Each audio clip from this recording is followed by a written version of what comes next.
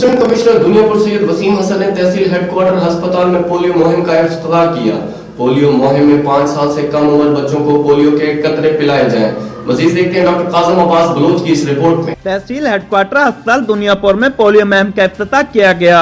Assistant commissioner سید وسیم حسن اور تحصیل head quarter ہسپتال کے میڈیکل سپرنٹینڈنٹ ڈاکٹر مظہر اقبال نے 5 سال سے کم عمر بچوں کو پولیو کے قطرے پلا کر پولیو مہم کا افتتاح کیا۔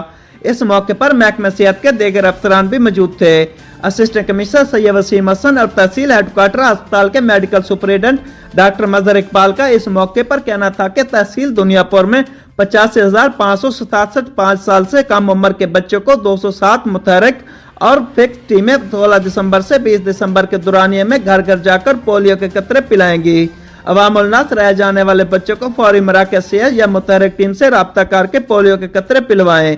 بچوں کے انکاری والدین کے خلاف سخت قانونی کارروائی کی جائے گی۔ کیمرہ ٹیم کے ساتھ ڈاکٹر قاسم عباس بلوچ، راز نیوز، لودھرا۔